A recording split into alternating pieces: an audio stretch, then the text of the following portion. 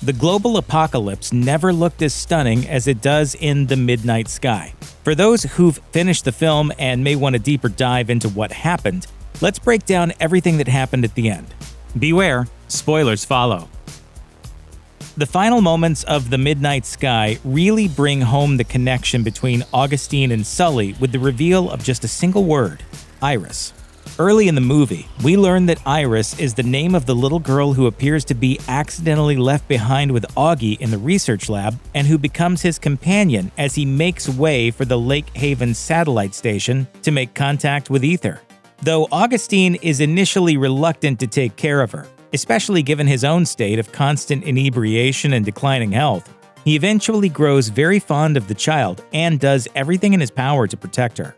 As the closing moments of the movie show, little Iris is just a figment of Augie's imagination, but she is based on a real kid.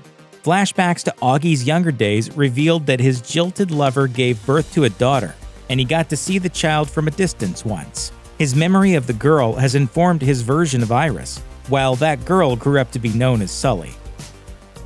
And I'm Iris.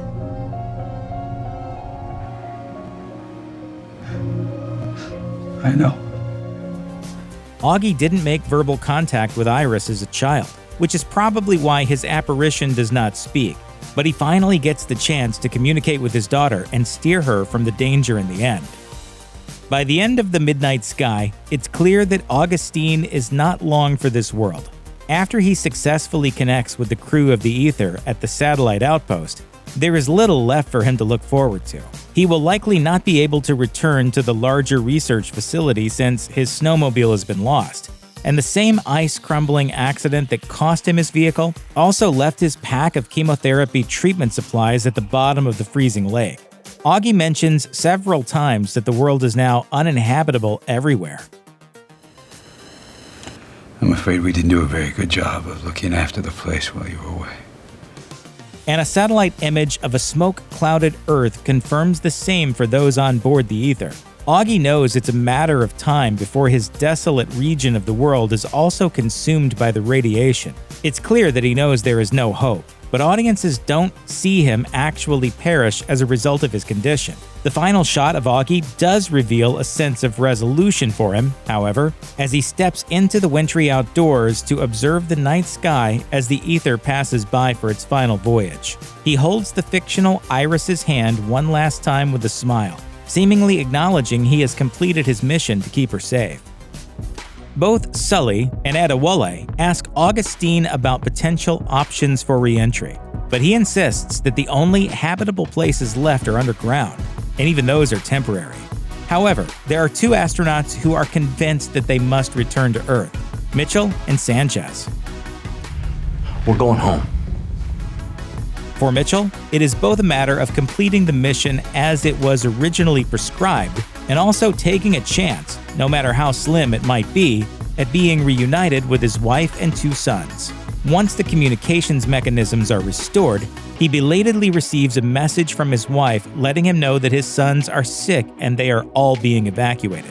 Whether they are in a safe place underground is unclear, but Mitchell always calculated mortal dangers to himself and to his line of work, so he remains willing to risk it. Sanchez joins him because it takes two crew members to operate the re-entry pod, and he wants to escort the body of their fallen crewmate Maya back to Earth. He may not have any family back on Earth, but Maya reminded him of the daughter he lost many years before, so he feels this is a worthwhile effort. Both men appear to know, however, that they are unlikely to survive upon returning to the inhospitable planet. Though Mitchell and Sanchez return to whatever is left on Earth, Sully and Adewale decide to implement Augie's plan to slingshot Ether around the planet and return to K-23, a moon on Jupiter that Augustine had previously pointed to as potentially habitable. The Ether's initial exploration of the locale proved that his theory was correct, and Sully knows from her personal experience on the ground that K-23 boasts breathable air and other resources. During her final conversation with Augustine, Sully takes the opportunity to communicate with him about what this new world is like. It's amazing. The colony site, it feels like Colorado. Beyond the viability of life on K-23, Sully and Adewale have yet another reason to return there instead of Earth. Sully is pregnant with Adewale's child, a daughter whose potential name became a point of conversation and jest between the crewmates before their fates were made clear to them by the restored comms devices. What they will ultimately name the child is undecided by the time they begin charting their return to K-23, but the little one has obviously given them another reason to retreat to a survivable alternative to Earth. I think I lost him. I guess it's just us now. There are several themes to be found throughout The Midnight Sky, but the prevailing message of the story is the importance of human, and particularly familial, connections. Augustine's entire journey, including his fabrication of a young Iris, is his way of coping with what he has lost by not spending more time with his real child while he had the chance.